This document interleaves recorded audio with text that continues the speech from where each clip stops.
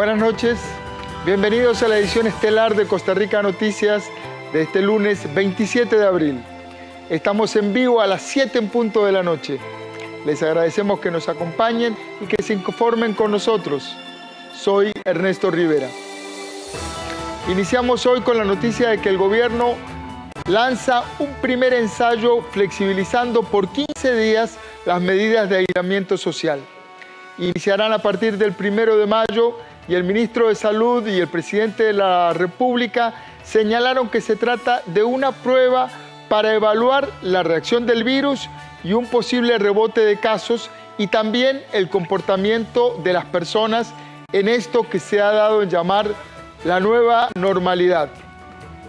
A partir de este próximo viernes, el protocolo de higiene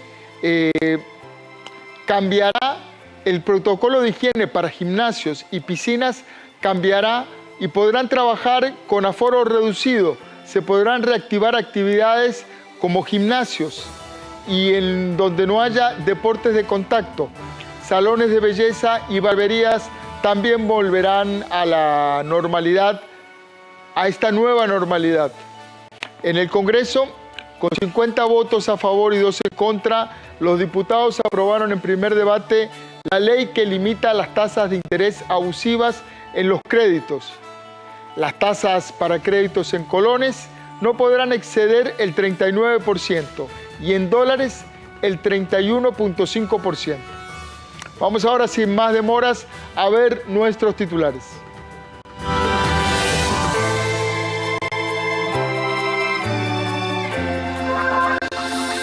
A partir del 1 de mayo, los cines, teatros, gimnasios y piscinas podrán abrir sus puertas, pero a media máquina y aplicando medidas restrictivas para cumplir con lo establecido por las autoridades de salud. Costa Rica podría llegar a una curva exponencial superior a los 52,000 casos en julio si los costarricenses se relajan y continúan su vida normal pese al COVID-19. Aunque el informe es confidencial, el ministro de Salud, Daniel Salas, confirmó la conclusión de la investigación contra la clínica Marcial Fallas por supuesta negligencia, a negarle 2 veces la prueba a un adulto mayor que era positivo por COVID-19. El AIA debe solucionar en un mes el problema de desabastecimiento que tienen los vecinos de los barrios del sur en San José. Así lo ordenó la Sala Constitucional tras acoger un recurso de amparo interpuesto por una vecina de Atillo.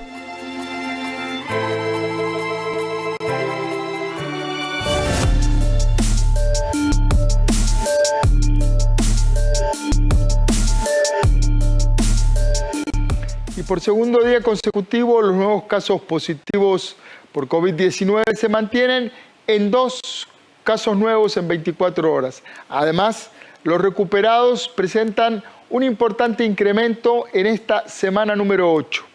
Nuestra compañera, la periodista Ana Marta Arce, nos detalla las cifras del día 53 de la emergencia en Costa Rica. Buenas noches, Ana Marta. Muy buenas noches, don Ernesto, y muy buenas noches a nuestros amigos televidentes. Tal y como usted lo comenta, ya se cumplieron 53 días de casos positivos en nuestro país, así que vamos a hacer la siguiente recopilación de datos. A esta hora repasamos principalmente los de este 27 de abril, datos suministrados por el Ministerio de Salud. Ahí estamos viendo nuestra primer pantalla. A este lunes se registran 697 casos de COVID-19, es decir, 2 nuevos casos, 287 recuperados, 23 más que ayer y un total de 8.305 personas descartadas. Se han llevado también a cabo un total de 12.670 muestras. En la siguiente pantalla observamos el comportamiento en los internamientos y se registraron 3 casos más durante el fin de semana. Para hoy, el porcentaje de internamiento en Costa Rica es de 2.30% de cada 100 personas y se desglosa de la siguiente manera. Total, 16 personas internadas, 8 en salón y 8 en cuidados intensivos. Las edades de los internados van entre los 49 y los 76 años de edad. Pasamos ahora a la siguiente pantalla, analizando los datos de recuperados, pero de forma acumulada en las últimas 3 semanas. En Semana Santa, cuando se cumplió un mes de la emergencia, se recuperaron 38 personas. Es decir, durante la semana 6, que iba del 6 al 12 de abril, el promedio de personas que vencieron la enfermedad osciló entre 1 y 12 años. Para la semana 7, es decir, del 13 al 19 de abril, se registraron 50 recuperados y el promedio fue entre 1 y 15 personas que lograron vencer la enfermedad. La semana 8 o semana anterior, es decir, del 20 al 26 de abril, se registraron 140 recuperados, un promedio entre 16 y 30 personas. Durante las últimas 3 semanas, el total de recuperados es de 228 personas. Ahora sí, vamos a pasar a la última gráfica, donde vamos a analizar otros datos relevantes del Observatorio del Desarrollo de la Universidad de Costa Rica, como los casos activos, que son los que se mantienen con la enfermedad, y son en total 404 personas. El porcentaje de recuperados es de 71 por cada 100 personas. Esta cifra refleja el total de recuperados entre los casos activos y 41.18 por cada 100 personas si se toman los casos de recuperados entre los acumulados. Bueno, de esta manera vamos a finalizar entonces el recuento de los datos para este lunes 27 de abril, datos suministrados a lo largo de estos 53 días por el Ministerio de Salud. Don Ernesto. Muchísimas gracias a nuestra compañera Ana Marta Arce. Buenas noticias, Ana Marta, porque según el ministro de Salud vamos saliendo de la primera, o por lo menos del pico de la primera ola pandémica. Ahora queda por ver cómo evolucionará el comportamiento social y también el virus, porque esta es una cosa que va de a dos, ¿verdad? Hay que ver cómo evoluciona la cantidad de contagios con estas nuevas medidas, flexibilizando el aislamiento social. Y mantener disciplina, que es el llamado que ha hecho a lo largo del fin de semana y todavía hoy lunes el presidente de la República, don Carlos Alvarado.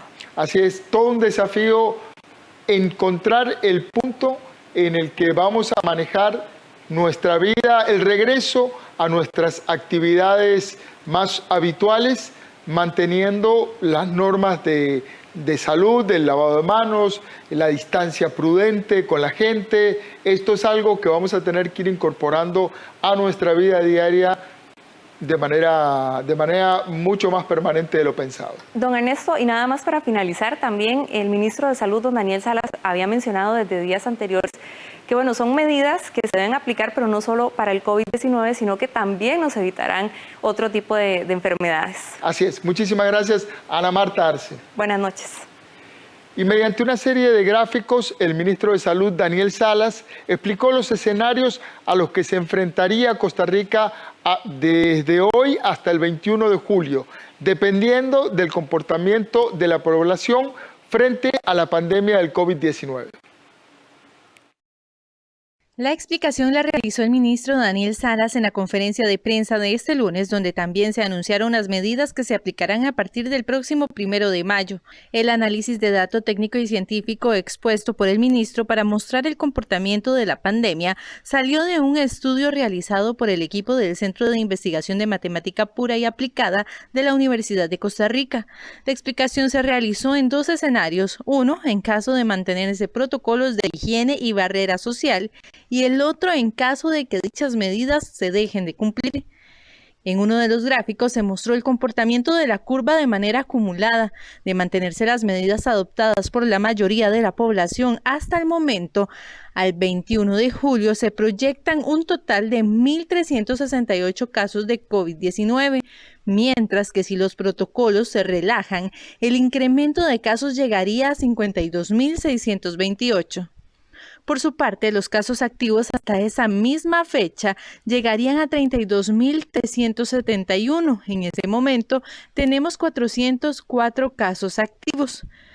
Estos números también significarían un gran aumento de los casos que llegarían a estar en una unidad de cuidados intensivos. De descuidarse las medidas, podrían ser 1.197 las personas que necesitarían estar en una UCI. Estaríamos sobrepasando la capacidad de camas UCI y no solamente sobrepasando, estaríamos saturando por mucho.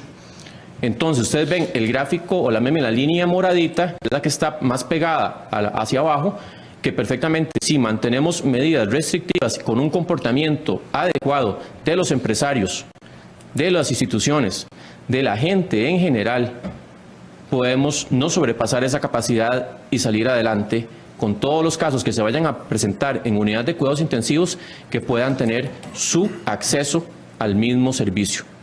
Salas advirtió que apenas estamos cerrando la primera ola pandémica en el país, pero podrían registrarse hasta una tercera ola pandémica que es diferente en cada país.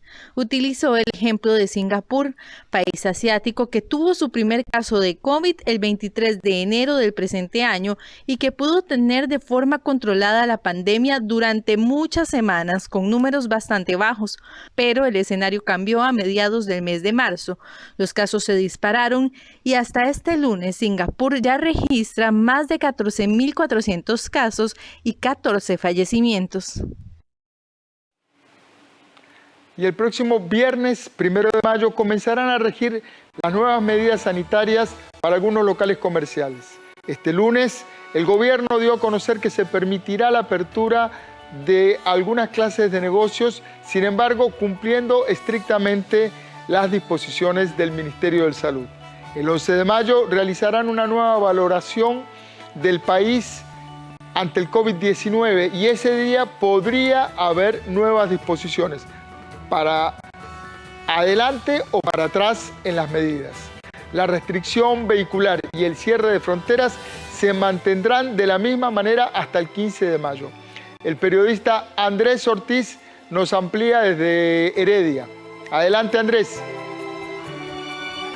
Gracias, don Ernesto. Buenas noches para usted y para todos los televidentes. Tal y como usted lo decía, hoy el gobierno anuncia las nuevas medidas que comienzan a regir el próximo 1 de mayo. Entre esas medidas es la apertura de algunos negocios comerciales con la posibilidad de que se puedan dar de manera restringida. Esto quiere decir que tendrán que cumplir medidas muy estrictas, como ellas es mantener el aforo al 50%. Por ejemplo, los gimnasios o centros de recreo podrán abrir a partir del 1 de mayo. Eso sí, puntualmente en estos centros solo será entre semana. Pero veamos la siguiente información donde les detallamos todas las medidas que dieron a conocer el día de hoy las autoridades.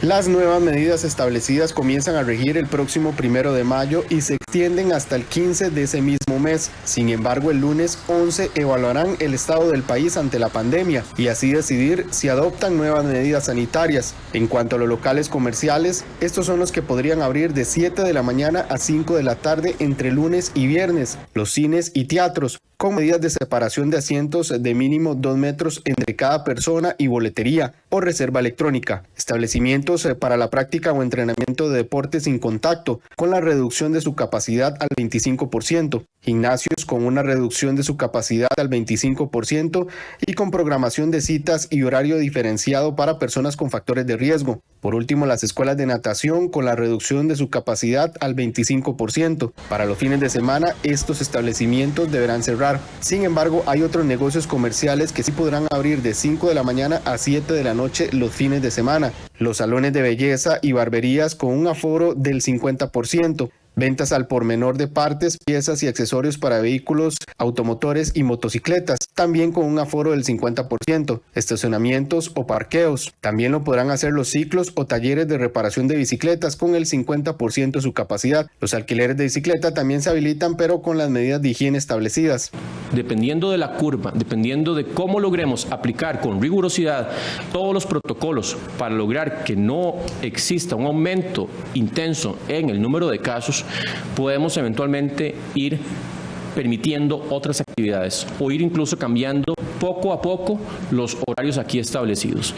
Pero si esto que estamos acá habilitando nos va a dar una curva desfavorable, una curva que no nos gusta, una curva que nos puede poner a las unidades de cuidados intensivos saturadas, entonces lamentablemente tendremos que ir para atrás. Otros locales comerciales se mantienen tal y como se anunció tras pasar Semana Santa. Ejemplo, los bares y las discotecas cerrados.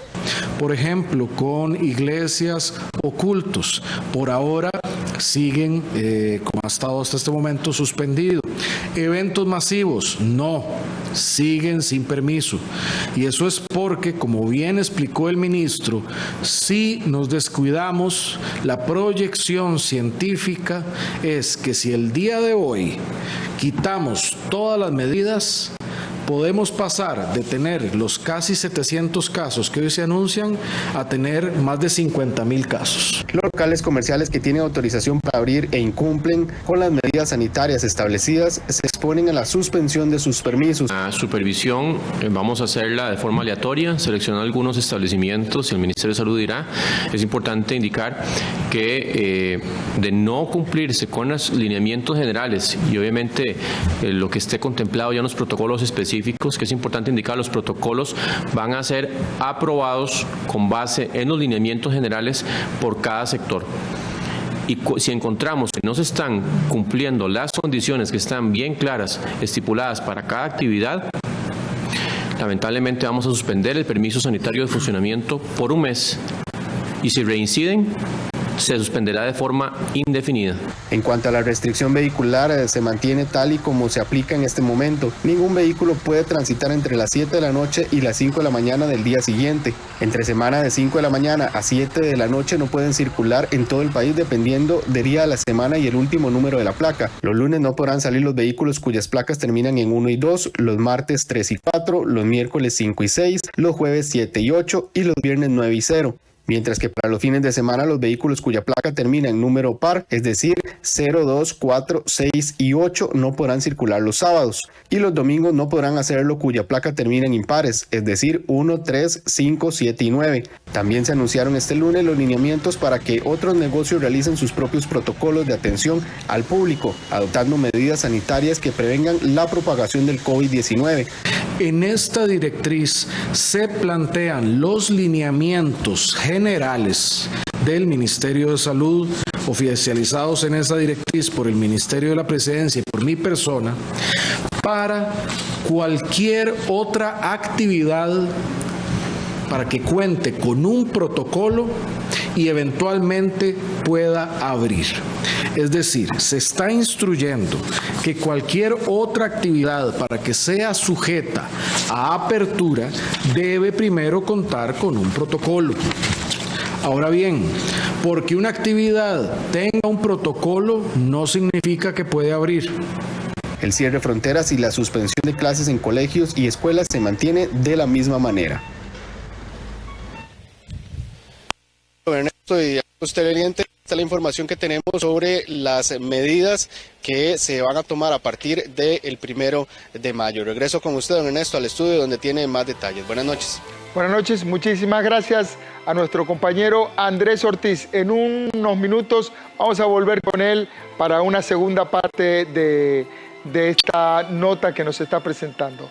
Ahora a las 7 de la noche con 18 minutos vamos a hacer la primera pausa y enseguida regresamos con mucho más información.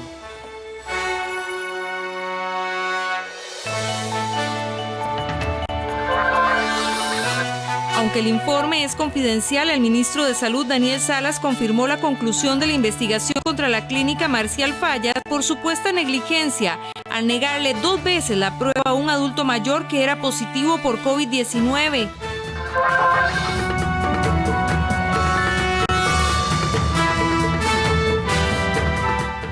El BCR, su salud va primero. El BCR le enseña de forma rápida y fácil cómo realizar transacciones bancarias al utilizar sus canales digitales, bancobcr.com y app BCR móvil. Ingrese al canal de YouTube del Banco de Costa Rica y encuentre diferentes tutoriales para aprender de manera muy sencilla a realizar sus transacciones más frecuentes. Por su seguridad y la nuestra, utilice los canales digitales del BCR. Quedémonos en casa. Somos el Banco de Costa Rica.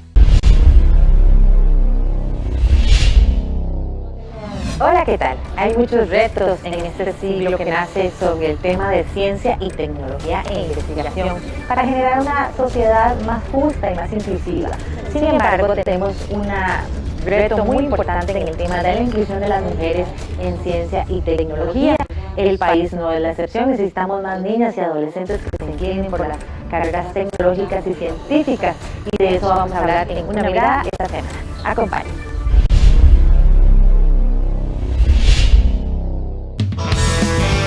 Gabriel, Dani y Javi son 3 hermanos que con ayuda de su abuelita viven grandes aventuras. Mientras combaten fantásticos seres que son parte de las tradiciones ticas. Tremendas leyendas. Véalas en 13, Costa Rica Televisión.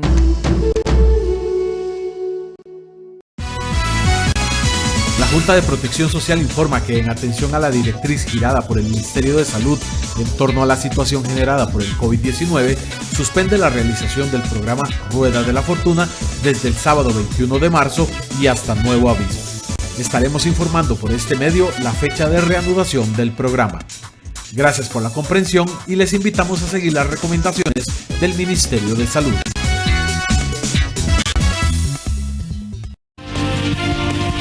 Banco Popular presenta El Tipo de Cambio. Y a las 7 de la noche con 20 minutos vamos a ver la cotización del dólar estadounidense. El precio de referencia del dólar para la compra está hoy en 562 colones con 93 centavos. Y el precio de referencia para la venta está hoy en 570 colones con 7 céntimos.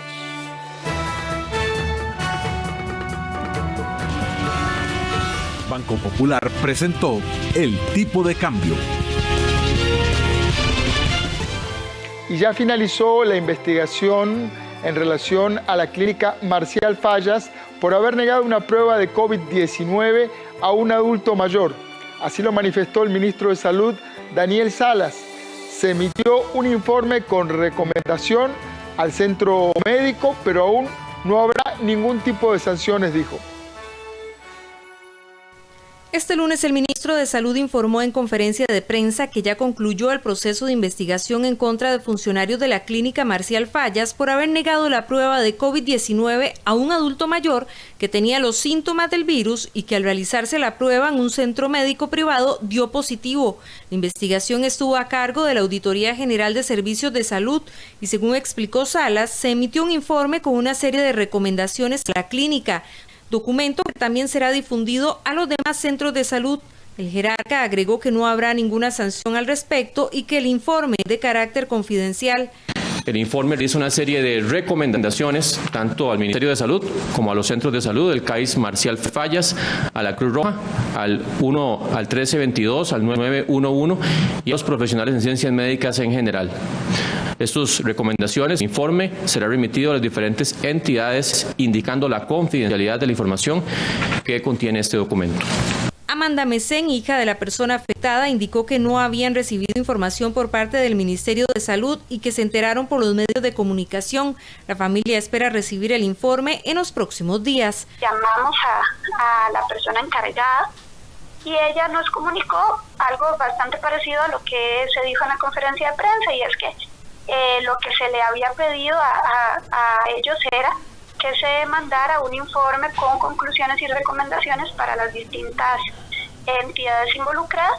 Entonces, bueno, yo le comenté que iba a pasar con nosotros, ¿verdad?, con la familia, que habíamos hecho todo el procedimiento y que cómo nos iban a devolver también ese informe a nosotros también, ¿verdad? Ella me dijo que no podía darme respuesta en ese momento y que iba a averiguar. La situación ocurrió el pasado 31 de marzo. El hombre de 68 años de edad y de apellido Mesén ya salió de cuidados intensivos, pero aún se encuentra hospitalizado en el San Juan de Dios. Y el Hospital México será a partir de ahora el encargado de atender a pacientes recuperados de COVID-19 y a los usuarios del Senare. Por esta razón, la Caja Costarricense del Seguro Social desarticulará el hospital de campaña y lo mantendrá disponible para futuras emergencias. La Caja Costarricense del Seguro Social construyó el pasado 29 de marzo un hospital tienda de campaña para atender a los pacientes del Centro Nacional de Rehabilitación. Este se ubicaba en las afueras del Hospital del Trauma. Sin embargo, a partir de esta semana las reglas cambian y será el Hospital México el encargado de atender a las personas con necesidades de rehabilitación y a los recuperados por COVID-19. Han habido algunos cambios. A partir de esta semana se habilitó el anexo 2 del Hospital México y el hospital de día se va a trasladar al Hospital México de ahora en adelante. Ahí en el Hospital México se van a estar atendiendo todas las consultas de rehabilitación que se requieren tanto de la población general que requiere esos servicios de rehabilitación como pacientes post-COVID-19. O sea, pacientes que ya pasaron por la enfermedad y que ya han salido negativos 2 veces en las pruebas de diagnóstico. En tanto, a los pacientes positivos de COVID-19 se les mantendrá una rehabilitación, pero de manera virtual. Para esos pacientes que están en su casa, pero que son positivos, recordemos que ya desde hace días se están elaborando videos personalizados a las necesidades de rehabilitación de esas personas. Se les mandan por YouTube, o sea, están disponibles en YouTube y luego los pacientes, sus familiares, graban los ejercicios que hacen sus adultos mayores normalmente, pero también puede ser cualquier tipo de persona que requiere estos servicios por WhatsApp y son reenviados al CENARE para que se le dé seguimiento. El presidente ejecutivo de la Caja, Román Macaya, afirma que esto demuestra el trabajo interinstitucional que ha venido haciendo la entidad para atender la emergencia. Esto es un ejemplo de la Caja Zona, ¿verdad? Hay infraestructura que se prestan entre diferentes hospitales. Ya el Hospital de Día de CENARE se traslada al anexo 2 del Hospital México, se desarma el Hospital Campaña, eso ya estará disponible para otro hospital en alguna zona del país donde lo necesitemos y se le da continuidad a los pacientes que requieren de estos servicios de rehabilitación, tanto los non-COVID como los COVID positivos. El hospital móvil cuenta con 3 módulos de 52 metros cuadrados cada uno. El primero tiene 6 consultorios, otro tiene 4 y el tercero está en el área de terapia infantil, estabilización de pacientes y la jefatura, y pronto será enviado a otra parte del país dependiendo de las necesidades de la entidad. Y la campaña de vacunación contra la influenza iniciará el próximo lunes 4 de mayo. Las autoridades hacen un llamado a la población a cumplir con esta campaña, principalmente a las personas con factores de riesgo, como adultos mayores, niños, mujeres embarazadas e incluso personas que constantemente se enferman por influenza. Román Macaya, presidente ejecutivo de la Caja, indicó esta semana estará informando a la población sobre la logística de esta campaña, que tiene como prioridad proteger a las personas con riesgos asociados en medio de la crisis sanitaria por el COVID-19. El pasado 17 de abril, Macaya anunció la compra de 1.300.000 dosis de vacunas contra la influenza. Para esto hizo una inversión de $6.1 millones. A nivel privado, la vacuna contra la influenza tiene un costo que ronda los 10.000 colones. Queremos minimizar el riesgo de personas que tienen factores de riesgo como edad avanzada, que sean adultos mayores o personas que tengan otros factores. Se han adquirido 1.3 millones de dosis de la vacuna de la influenza y lo que pretendemos hacer es restarle a toda la carga de enfermedades respiratorias esos casos de influenza para que podamos lidiar mejor y de una forma más prioritaria a los pacientes COVID-19 y además minimizar el riesgo de las personas que naturalmente año a año se infectan por influenza y eso en sí es un factor de alto riesgo.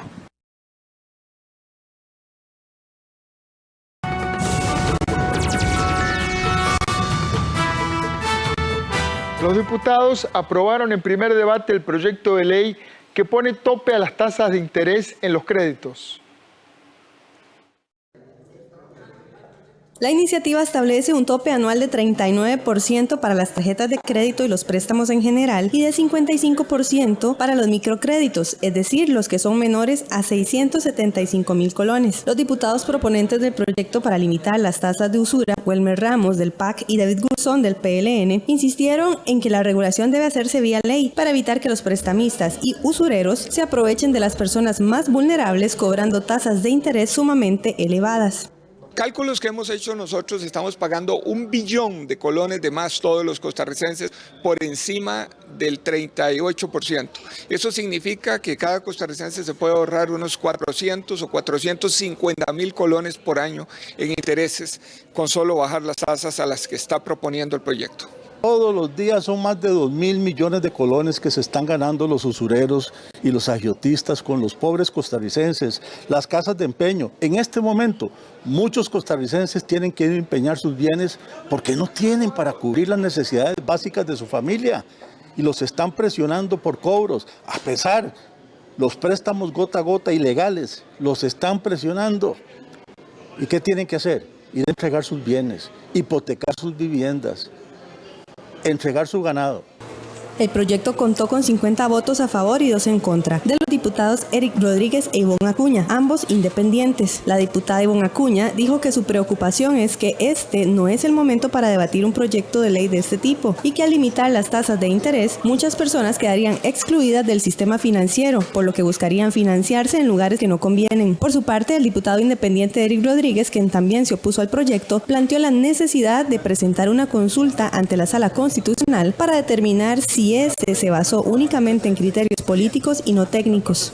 Las personas puedan dar toda la información de sus deudas a este centro de información crediticia, siendo que en este momento no es así. El centro de información crediticia queda corto en poder recoger la información y es por eso que los costarricenses, para ponerlo en palabras más sencillas, vamos y tenemos un crédito por aquí, otro por acá y otro por allá, y cuando el centro viene a recopilar toda esta información no tiene la posibilidad de hacerlo. Entonces, esta moción recoge esa preocupación de esta diputada para poder realmente atacar el problema y agarrarlo de donde tiene que ser. Por ejemplo, si esto no roza con el asunto de la competencia a la hora de que haya una fijación, si esto se basó simplemente en criterios políticos y no en criterios técnicos, y que si es un asunto técnico, quien debería de fijarlo serían las autoridades técnicas y no la clase política en esta Asamblea Legislativa. La votación en segundo debate de ese proyecto se programó para este miércoles 29 de abril. Los diputados Eduardo Cruikshank y Pablo Heriberto Abarca, quienes buscan presidir el Congreso, están ahora acercándose a todas las fracciones de cara a la elección del directorio legislativo este viernes 1 de mayo. La presidencia del Congreso este 1 de mayo se está disputando entre el Partido Unidad Social Cristiana y el Partido Restauración Nacional. Por un lado, el diputado social cristiano Pablo Heriberto Abarca plantea la necesidad de que el Partido Acción Ciudadana ceda un espacio en el directorio para una fracción minoritaria o un diputado independiente, mientras que Eduardo Cruikshank aboga por mantener el acuerdo del año anterior en el que se continúe con un directorio compartido por el PAC, Restauración Nacional y Liberación Nacional. No es un tema de exclusión, es un tema más bien de inclusión, de que ellos se dan un espacio después de haber tenido las 2 sillas más importantes en el directorio anterior y que en la cantidad de fracciones que existen y en la cantidad de diputados independientes, de acuerdo a los puestos o sillas que tiene el directorio, no es nada extraño que se ceda ese espacio y con compensación poder sostener comisiones en ese acuerdo de agenda. Seguimos negociando con todos, seguimos hablando con todos y esperamos poder contar con una amplia mayoría, pero seguimos en las conversaciones con todos los grupos.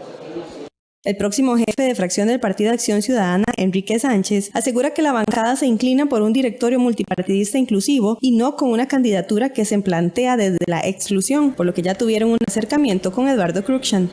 Sentimos convocados a conversar con una de las candidaturas que se ha planteado desde la inclusión, desde un directorio multipartidista inclusivo, y no nos sentimos convocados claramente a dialogar con una candidatura que se plantea desde la exclusión, desde la división o desde las banderas partidarias. O sea, estarían dándole el voto a don Eduardo Cruikshank. Estamos conversando con don Eduardo.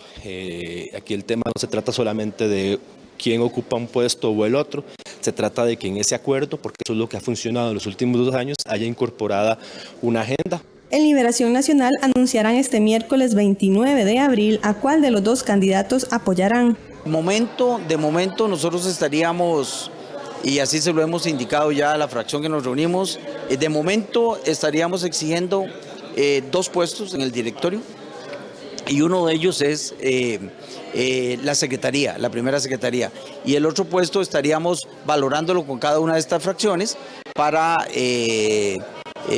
revisarlo y ver cuál es la conveniencia de la integración de ese directorio legislativo. El directorio legislativo está integrado por la presidencia, vicepresidencia, 2 secretarías y 2 prosecretarías. Y la Cámara Nacional de Turismo le pidió al Poder Ejecutivo reconvocar un proyecto de ley que les exoneraría de cancelar el impuesto sobre el valor agregado, por lo menos hasta el 2021.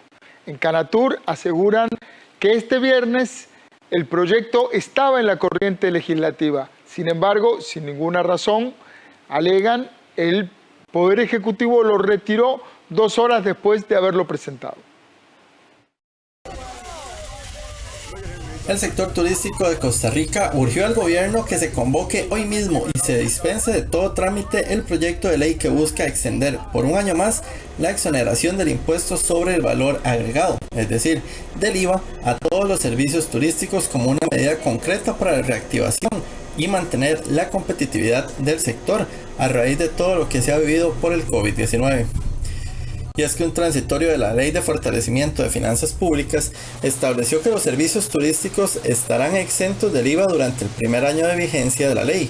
Posteriormente se grabaría con un 4% a partir del segundo año, un 8% del tercero y un 13% de la tarifa plena a partir del cuarto año. Esto quiere decir que a partir del 1 de julio de este 2020, los servicios comenzarían a grabarse con un 4%.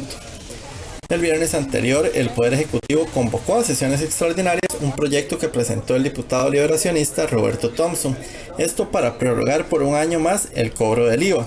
Sin embargo, y sin ninguna explicación, el mismo Ejecutivo lo desconvocó 2 horas después, según comentó el presidente de Canatur. Hago un llamado al gobierno de don Carlos Alvarado para que hoy mismo vuelva a convocar el proyecto de ley presentado por el diputado Roberto Thompson, que ampliaría el plazo de exoneración del impuesto al valor agregado al sector del turismo. Esto nos permitiría mantener la competitividad y reactivar al sector una vez que se supere la crisis del coronavirus. Desde Canatur también aseguran que es muy importante que el turista posponga sus vacaciones en lugar de cancelarlas. No obstante, cuando el viaje se posterga después del 1 de julio, los empresarios deberán aplicar el 4% del cobro del IVA, lo que implicaría una modificación en la tarifa final y esto podría llevar a muchos consumidores a cancelar su reserva. Como sector hemos establecido una política de no cancele, posponga. Sin embargo, de entrar este impuesto, el sector empresarial tendría que asumir ese impuesto, lo cual incrementaría nuestras pérdidas. Por lo tanto, solicitamos que se convoque y se dispense de todo trámite a este proyecto. Según las estimaciones de Roberto Thompson, diputado verde y blanco, cerca de 200.000 personas dependen del turismo de manera directa y más de 600.000 lo hacen de manera indirecta, por lo que asegura que es vital que se reconvoque este proyecto.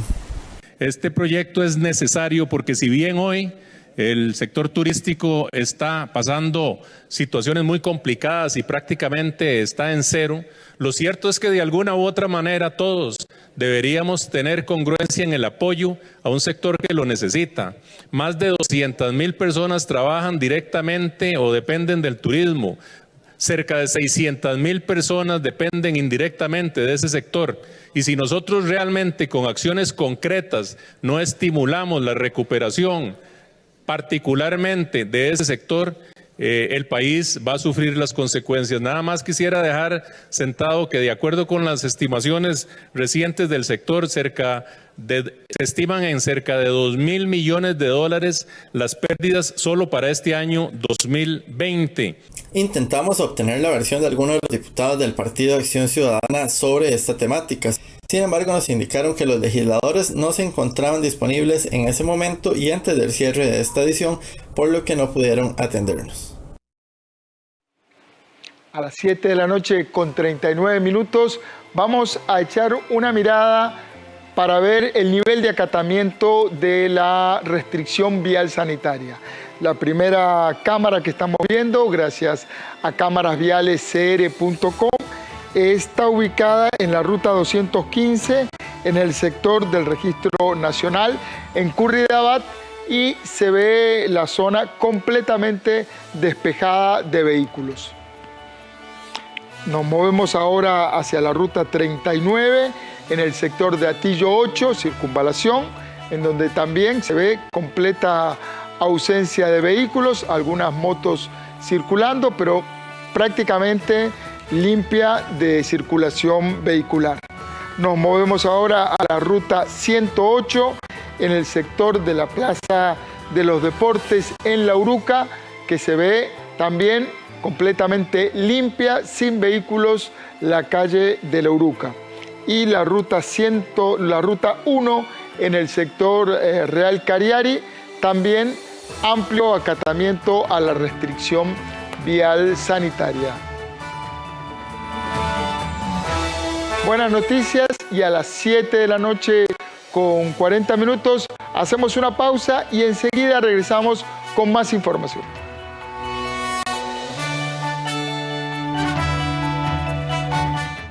El día que terminaste la huerta, el día que aprendiste un nuevo baile, cuando el aislamiento pase, ¿qué querés recordar? Hay un mundo de posibilidades. Aprovechalas. Banco Nacional. Juntos somos progreso.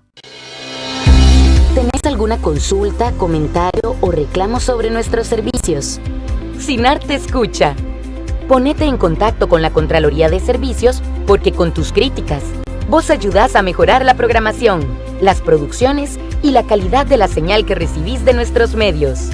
Comunicate vía correo electrónico, por teléfono o a través de la página web. Contraloría de Servicios, un contacto directo entre el SINAR y vos.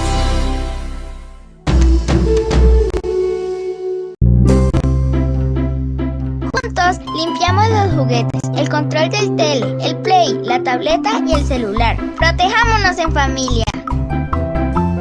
PANI, Ministerio de Salud y Gobierno de la República. Hola, bienvenidos a Promuévete SINAR Costa Rica Medios. El 13 te mantiene en forma, acción y movimiento desde tu casa con Promuévete. Ahora en sus nuevos horarios, de lunes a viernes a las 5:30 de la mañana y 8:30 de la noche. Los sábados y domingos a las 8 de la mañana. En 13, Costa Rica Televisión.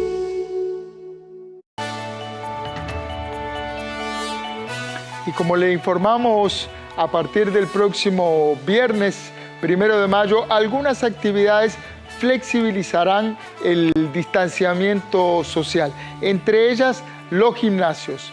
Nuestro compañero Andrés Ortiz va a comentarnos algunos detalles de cómo sería el funcionamiento en gimnasios. Adelante, Andrés. Gracias, don Ernesto. Nuevamente para usted, buenas noches, y para todos los televidentes. Así es, estamos en el gimnasio Powerfit en San Pablo de Heredia, uno de los muchos gimnasios a nivel nacional que se han visto afectados por los cierres y que hoy toman ya este anuncio por parte de las autoridades de poder abrir a partir del 1 de mayo, eso sí, con una serie de medidas. Nos encontramos en este momento con Jonathan Solano, gerente general del Powerfit acá en San Pablo de Heredia.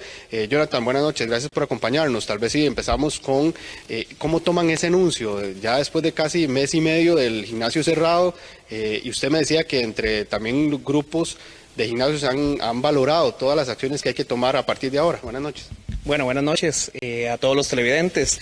Definitivamente para todas las personas que estamos involucrados con el deporte y con el fitness, tomamos esta noticia con mucho agrado, pero definitivamente es importante tener en cuenta todas las medidas de prevención que se deben acatar, las disposiciones por parte del Ministerio de Salud, porque no podemos dejar de lado esta pandemia que ha afectado el mundo, y creemos que es muy importante nosotros, no solo como operadores de gimnasios que ofrecemos un servicio, brindarle seguridad a nuestros clientes y que sepan que pueden venir a nuestros establecimientos completamente seguros a disfrutar de lo que les gusta hacer. Jonathan, usted nos decía que incluso ya días previos, cuando esto comenzó a darse y se dieron los cierres, ustedes por lo menos acá en el gimnasio ya han ido tomando algunas medidas. Vamos a pedirle también al compañero que podamos ver en este momento cómo ustedes ya habían dividido un poco ya los equipos, esperando que se diera esa apertura de los gimnasios. Sí, bueno, nosotros instalamos lavatorios afuera de las instalaciones. Además, separamos todas nuestras máquinas entre 2,5 metros y 3 metros, principalmente para generarle ese espacio de seguridad a los clientes y que se sintieran seguros realizando el ejercicio. Actualmente tenemos las máquinas cubiertas, principalmente porque tenemos 1 mes y medio de que esta situación se presentó, pero la idea es generar un ambiente seguro para nuestros clientes y para las personas que están acá. Jonathan, aquí hay una particularidad en el caso de ustedes, que ustedes también tienen un centro de natación. Tal vez si nos detalle un poco, porque las medidas también hoy anunciadas forman parte de los gimnasios, como también el tema de los centros de natación o escuelas de natación. Sí, definitivamente. Primero, agradecer al presidente de la Federación Costarricense de Natación, don Ángel Herrera, ministro del Deporte, porque ellos saben de la necesidad que tienen nuestros clientes y nosotros de poder habilitar nuestros centros. La natación es un deporte totalmente seguro, principalmente porque las piscinas son zonas seguras. El cloro que tiene las piscinas, entre 2 y 3 partes por millón, que es lo que se solicita en una piscina, te permite que sean áreas donde la gente pueda estar seguro. Entonces, la gente puede tener total tranquilidad de regresar a sus clases de natación. Por supuesto, las medidas que se van a tomar con respecto a las piscinas van a ser en las áreas de espera, en los ingresos de las personas, en los vestidores y en la desinfección de las zonas. Entonces, es un colaborar, que todos seamos parte de esta solución, porque, por ejemplo, en el caso de nosotros, 60 familias dependen de este centro, del Centro Acuático Wahoo y del gimnasio PowerFit. Gracias, Jonathan. Gracias a ustedes. Jonathan Solano, gerente del gimnasio PowerFit, que nos detallaba un poco cómo toman ellos ahora el anuncio de que a partir del 1 de mayo ya comenzará nuevamente a darse la apertura de los gimnasios y las medidas que ellos van a tomar. También él me decía que quedan algunas inquietudes, como por ejemplo que el horario es hasta las 7 de la noche, sin embargo a esa hora es cuando comienza la restricción vehicular, que se mantiene hasta el 15 de mayo, y él me comentaba que queda todavía esa duda de qué va a suceder, por ejemplo, con los miembros de los gimnasios que a esa hora salgan y se topen ya con la restricción vehicular. Don Ernesto, son todavía algunas dudas que tienen ellos, funcionarios, dueños, gerentes de todos estos centros, que a partir del 1 de mayo ya podrán nuevamente ir abriendo poco a poco las instalaciones. Don Ernesto, esta es la información que tenemos desde Heredia. Regreso con usted al estudio. Buenas noches. Buenas noches a nuestro compañero Andrés Ortiz, y como bien lo plantea, todavía quedan dudas, detalles que ajustar, cosas que aclarar de aquí al viernes, y también ir asimilando todos colectivamente estos nuevos cambios, esta nueva normalidad, las modificaciones que tenemos que ir incorporando a nuestra vida diaria para seguir funcionando en trabajo, en estudio, en profesiones y también en la actividad física. Muchísimas gracias a Andrés Ortiz. Y a las 7 de la noche con 48 minutos hacemos una breve pausa comercial y ya volvemos.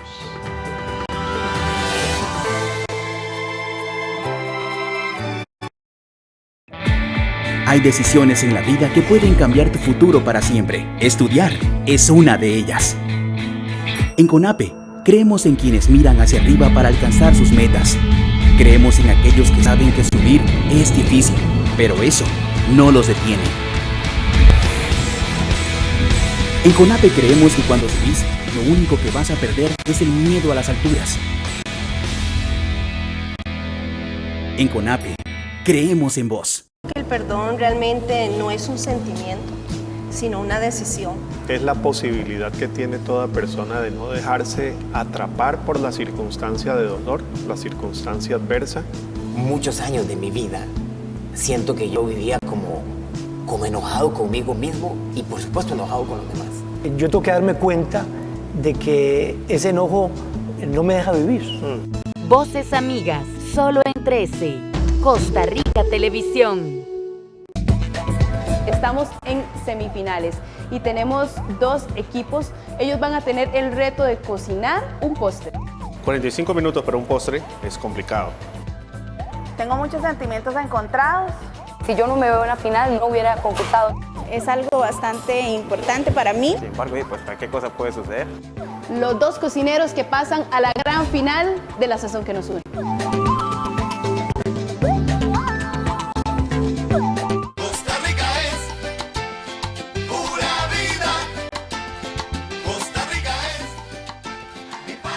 En estos días que estamos en la casa hay muchos gastos de energía eléctrica, agua y otros servicios también. De eso vamos a estar dando mañana para controlar esos gastos. Además, los chicos y chicas de primero, segundo y tercer grado de escuela, pongan mucha atención. El programa es para ustedes mañana. Así es, 8 en punto de la mañana, a través de la radio, el Facebook y aquí 13 Costa Rica Televisión. Costa Rica.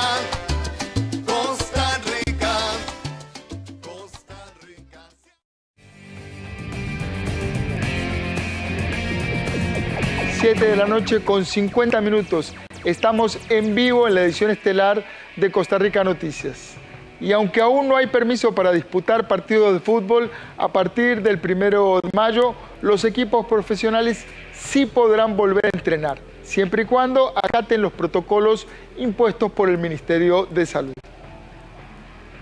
Los equipos de primera división podrán volver a las prácticas este viernes 1 de mayo, según manifestó la UNAFUT en un comunicado enviado al filo de la tarde de este lunes.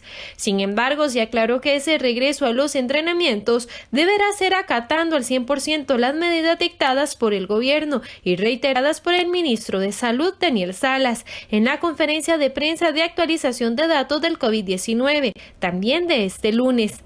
En ella, Salas confirmó que centros de entrenamiento como gimnasios y piscinas, entre otros, podrían reabrir de nuevo, pero solo a un 25% de su capacidad, manteniendo distancias de 2 metros entre cada persona y garantizando que no exista contacto físico entre las mismas.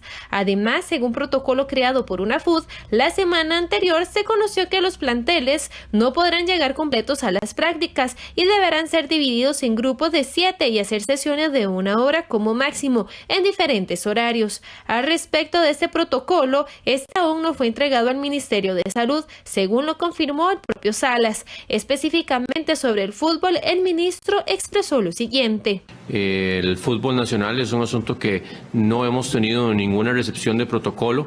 Lo que sí le puedo indicar es que eventualmente cuando se logre reanudar, o cuando se logre hacer la recomendación de que pueden reanudar, será siempre a puerta cerrada.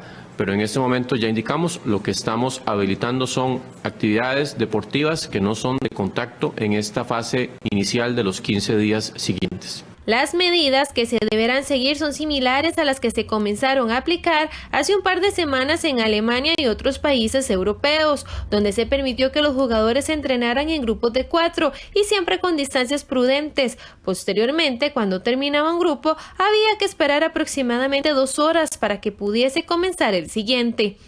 El campeonato de primera división costarricense se suspendió el 15 de marzo, un día después de disputarse la jornada 15. El regreso oficial del fútbol debe ser máximo el 17 de mayo, pues de otra manera no daría chance de acabar antes del 28 de junio, fecha límite que exige CONCACAF.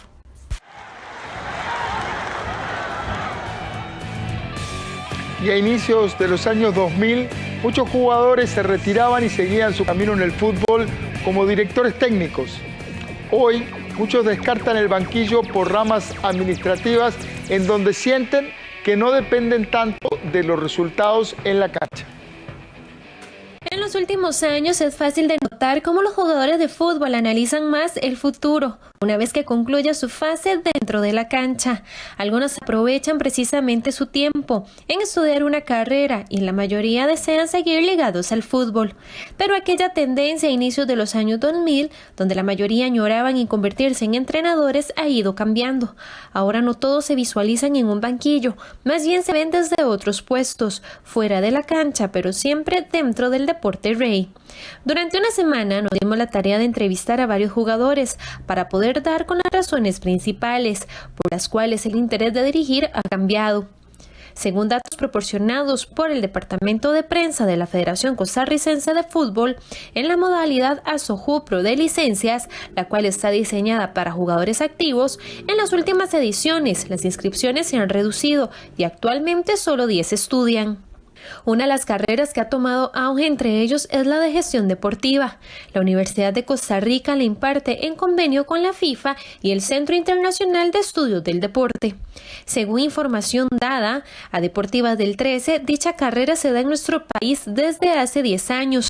En un inicio el interés de tomar el curso solo se veía en personal administrativo de los clubes. Sin embargo, en las últimas ediciones se ha visto incrementado el interés por parte de los jugadores activos en llevarlo. El arquero Daniel Cambronero ha aprovechado el tiempo. Primero se preparó para ser entrenador de porteros. Llegó a visualizarse de esta forma y lo materializa en la escuela de porteros que abrió hace unos años. Pero precisamente este emprendimiento lo llevó a estudiar gestión del deporte, considerando que existen muchos puntos que como futbolista debe conocer, temas que debe manejar para su negocio y porque se ve más en una posición de gerencia en algún equipo el día de mañana. Estudié gestión deportiva como parte de mi preparación para el futuro y una eventual dirección deportiva, luego de finalizado mi carrera como futbolista profesional. Además porque tengo una academia de fútbol y la cual me parece muy oportuno administrarla y gestionarla de una buena forma. Así también porque como futbolista creo que es importante conocer y saber temas como contratos, temas de imagen, entre otras cosas que conlleva la carrera de futbolista.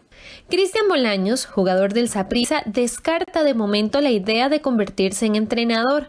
Quiere aprovechar sus vivencias a nivel nacional, internacional y de selección desde un puesto más administrativo. Siente que de esta manera les puede sacar más provecho y transmitirlas para ayudar a crecer en el fútbol. Creo que por mi vivencia, las experiencias que tuve en el extranjero como jugador en diferentes clubes, no sé, me parece y creo y tengo la certeza que el haber compartido, haber estado en generaciones o en equipos que marcaron y hicieron diferencia, tanto a nivel de equipos como en la selección nacional. Creo que todo eso me podría ayudar, que tengo buen tacto, creo que tengo buen ojo y bueno, yo creo que eso es una parte fundamental. Y es que al parecer las pocas oportunidades laborales que encontraría un futuro entrenador es lo que hace a algunos dudar si el paso a seguir es precisamente la dirección técnica. Muchos confiesan que su deseo es seguir ligados al fútbol, pero son conscientes del panorama laboral que se enfrentan los entrenadores en nuestro país, donde a pesar de ser muy capacitados, es muy poca la oferta ante la alta demanda. Randall Azofeifa, jugador del Herediano, asegura que aún no le convence la idea de estudiar para entrenador. No la descarta, pero analiza las posibilidades profesionales que podría encontrar. Ahora hay una gran verdad acá en Costa Rica, la cual es que hay un techo. Hay un techo que no ha sido extendido, ¿verdad? Que no ha sido puesto más alto. Y ese techo indudablemente para un entrenador acá en Costa Rica pues es las selecciones nacionales. Más allá de eso, pues muy difícil que pueda trascender mucho, ¿verdad? Aquí a nivel nacional. Y también si los resultados y las cosas no se dan como quiere, pues ese entrenador va siendo relegado. Pero a pesar de este escenario, José Garro, uno de los jugadores que actualmente está sacando su licencia, manifiesta que se prepara para poder capacitarse lo mejor que pueda en el extranjero y está muy seguro de que este sí es el siguiente paso, una vez que llegue el retiro. Sí, hay muchos colegas que se están capacitando y hay muchos entrenadores, pero sabemos que en algún momento se va a tener que dar un cambio de entrenadores y demás. Primero, obviamente, quiero capacitarme bien acá, me gustaría ir también al extranjero antes de poder optar por una dirección técnica a nivel nacional. En conclusión, nuestra investigación arroja que los jugadores no desean abandonar el fútbol una vez que sus horas en la cancha lleguen al final, pero últimamente desean poner a disposición desde otras áreas su experiencia, ya que los entrenadores viven de resultados y eso hace que las ofertas de trabajo sean inconstantes y quizá no dé probabilidad alta de poderse consolidar. A las 7 de la noche con 59 minutos, llegamos al final de esta edición estelar de Costa Rica Noticias. Les agradecemos por habernos permitido acompañarlos. Nos esforzamos por ofrecer la información necesaria, presentada con rigurosidad y profesionalismo. Al regreso de la pausa, voy a conversar con la doctora Olga Arguedas, inmunóloga y directora del Hospital de Niños. No se vaya, enseguida regresamos con mucho más.